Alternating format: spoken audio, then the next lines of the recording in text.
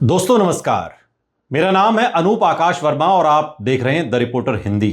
अखिलेश यादव और योगी आदित्यनाथ के बीच सड़कों पर नमाज को लेकर छिड़ी बहस सिर्फ धार्मिक आस्था का मुद्दा नहीं है, बल्कि ये उत्तर प्रदेश की राजनीति के सबसे संवेदनशील और रणनीतिक मुद्दों में से एक बन चुका है। मुख्यमंत्री योगी आदित्यनाथ ने एक सार्वजनिक कार्यक्रम में कहा कि सड़कें आवागमन के लिए होती हैं, नमाज पढ़ने के लिए नहीं। उन्होंने ये भी कहा कि सरकार नमाज से नहीं बल्कि सार्वजनिक व्यवस्था बाधित होने से समस्या मानती है। योगी का ये बयान सीधे तौर पर कानून व्यवस्था, अनुशासन और सिस्टम की राजनीति को मजबूत करने की कोशिश माना जा रहा है। बीजेपी लंबे समय से ये नैरेटिव बनाती रही है कि उसकी सरकार तुष्टीकरण नहीं बल्कि समान नियम के आधार पर शासन चलाती है। इसलिए सड़क पर नमाज, कांवड़ यात्रा, धार्मिक जुलूस, लाउड स्पीकर और बुलडोजर जैसे मुद्दों को बीजेपी केवल प्रशासनिक नहीं बल्कि वैचारिक और राजनीतिक प्रतीकों की तरह इस्तेमाल करती है। बीजेपी के लिए ये बयान उसके कोर हिंदुत्व वोट बैंक को संदेश देता है कि सरकार कठोर लेकिन निष्पक्ष है और सार्वजनिक स्थानों पर किसी भी धार्मिक गतिविधि को नियंत्रण में रखना चाहती है। खासकर 2027 के उत्तर प्रदेश विधानसभा चुनाव को देखते हुए बीजेपी ऐसे मुद्दों को लगातार हवा देती दिखाई दे सकती है, क्योंकि उसे पता है कि जब राजनीति हिंदुत्व बनाम सेक्युलरिज्म की धुरी पर जाती है तब विपक्ष रक्षात्मक स्थिति में आ जाता है। अखिलेश यादव की प्रतिक्रिया भी इसी राजनीतिक रणनीति का जवाब थी। उन्होंने कहा कि सड़क पर क्या होना चाहिए और क्या नहीं, इसके लिए कानून बने हुए हैं, लेकिन राजनीतिक लाभ के लिए धार्मिक मुद्दों का इस्तेमाल नहीं होना चाहिए। अखिलेश यादव ने बीजेपी को सबसे अधर्मी पार्टी बताते हुए वसुधैव कुटुंबकम का उल्लेख किया। यह बयान दरअसल दो स्तरों पर काम करता है।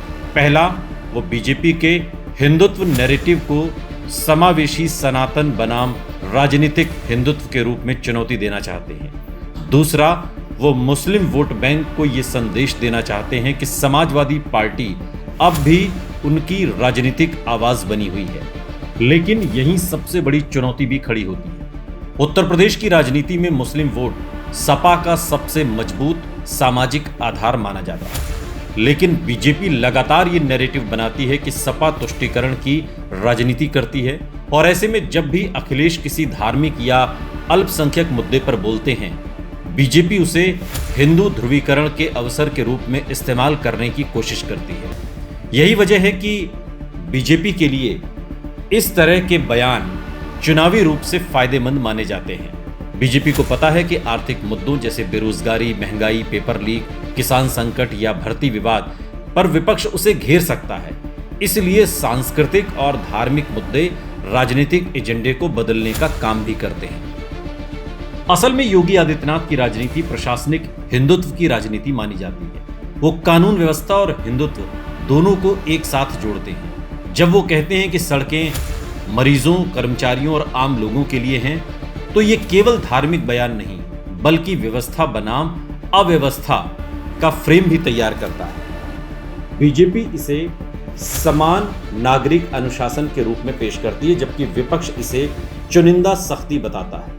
योगी द्वारा शिफ्ट में नमाज पढ़ने और जनसंख्या नियंत्रण की बात जोड़ना भी राजनीतिक रूप से महत्वपूर्ण है। बीजेपी का एक बड़ा वर्ग लंबे समय से जनसंख्या असंतुलन और धार्मिक पहचान के मुद्दों को लेकर संवेदनशील रहा है। इसलिए ऐसे बयान बीजेपी के वैचारिक समर्थकों को ऊर्जा देते हैं। बीजेपी ये भी चाहती है कि चुनावी बहस विकास बनाम रोजगार से हटकर पहचान आधारित राजनीति पर केंद्रित हो, क्योंकि इस मैदान में उसका संगठन और संदेश तंत्र अधिक मजबूत माना जाता है। अखिलेश यादव के सामने सबसे बड़ी चुनौती यही है कि वो बीजेपी के इस नैरेटिव का जवाब कैसे दें। यदि वो खुलकर मुस्लिम पक्षधर दिखते हैं तो बीजेपी हिंदू वोटों के ध्रुवीकरण की कोशिश करेगी। यदि वो चुप रहते हैं तो मुस्लिम वोटरों में संदेश जा सकता है कि सपा उनकी आवाज नहीं उठा रही। इसलिए अखिलेश यादव अब सॉफ्ट हिंदुत्व और समावेशी राजनीति के बीच संतुलन बनाने की कोशिश कर रहे हैं। रामचरितमानस लेकर प्रदर्शन कर रहे वकीलों पर लाठीचार्ज का उदाहरण देकर उन्होंने ये संदेश देने की कोशिश की कि बीजेपी केवल मुस्लिम मुद्दों पर ही नहीं बल्कि व्यापक रूप से विरोध की आवाजों पर सख्ती करती है। यह रणनीति बीजेपी के हिंदू बनाम मुस्लिम फ्रेम को सरकार बनाम जनता में बदलने की कोशिश है। लेकिन यह आसान नहीं है, क्योंकि बीजेपी का मीडिया और सोशल मीडिया नेटवर्क उसे ऐसे बयानों को तुरंत सांप्रदायिक बहस में बदल देता है। राजनीतिक रूप से देखें तो अखिलेश यादव को इस मुद्दे से सीमित फायदा और सीमित नुकसान दोनों हो सकते हैं। फायदा इसलिए कि मुस्लिम वोट बैंक और सेकुलर वर्ग उनके साथ और मजबूती से खड़ा हो सकता है। 2024 लोकसभा चुनाव में पीडीए पिछड़ा दलित अल्पसंख्यक फॉर्मूले को जिस तरह समर्थन मिला, उससे सपा को आत्मविश्वास मिला है। यदि वही सामाजिक गठबंधन 2027 तक मजबूत रहता है तो ऐसे मुद्दों पर बीजेपी का विरोध सपा के लिए फायदेमंद हो सकता है, लेकिन नुकसान की संभावना भी उतनी ही बड़ी है। बीजेपी कोशिश करेगी कि गैर यादव, ओबीसी, गैर जाटव, दलित और शहरी हिंदू वोटरों में यह संदेश जाए कि सपा तुष्टीकरण की राजनीति करती है। यही बीजेपी की सबसे बड़ी चुनावी रणनीति रही है, विपक्ष को अल्पसंख्यक मुद्दों में उलझाकर बहुसंख्यक ध्रुवीकरण करना। एक और महत्वपूर्ण पहलू यह है कि उत्तर प्रदेश की राजनीति अब केवल जाति या धर्म पर नहीं, बल्कि नैरेटिव कंट्रोल पर भी निर्भर करती है।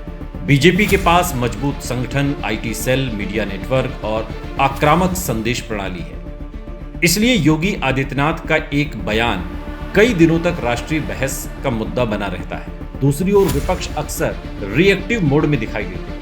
अखिलेश यादव की चुनौती यही है कि वो धार्मिक मुद्दों पर प्रतिक्रिया देने के बजाय बेरोजगारी, महंगाई, भर्ती घोटाले, किसानों की समस्या और सांप्रदायिक न्याय जैसे मुद्दों को केंद्र में रखी। यदि बहस आर्थिक और सामाजिक मुद्दों पर आती है तो विपक्ष को फायदा हो सकता है, लेकिन यदि चुनावी माहौल पूरी तरह धार्मिक पहचान की राजनीति में बदलता है तो बीजेपी को इसका सीधा लाभ मिलेगा। यही कारण है कि सड़कों पर नमाज वाला विवाद केवल प्रशासनिक बहस नहीं, बल्कि 2027 के चुनावी युद्ध का शुरुआती संकेत माना जा रहा है। बीजेपी इसे कानून, अनुशासन और सांस्कृतिक राष्ट्रवाद के प्रतीक के रूप में पेश करेगी, जबकि अखिलेश यादव और विपक्ष इसे संविधान, समावेशिता और राजनीतिक ध्रुवीकरण के खिलाफ लड़ाई के रूप में दिखाने की कोशिश करेंगे। आने वाले महीनों में उत्तर प्रदेश की राजनीति में ऐसे बयान और भी तीखे हो सकते हैं, क्योंकि दोनों पक्ष जानते हैं कि राज्य की सत्ता का रास्ता केवल विकास योजनाओं से नहीं, बल्कि भावनात्मक और वैचारिक मुद्दों से भी होकर गुजरता है।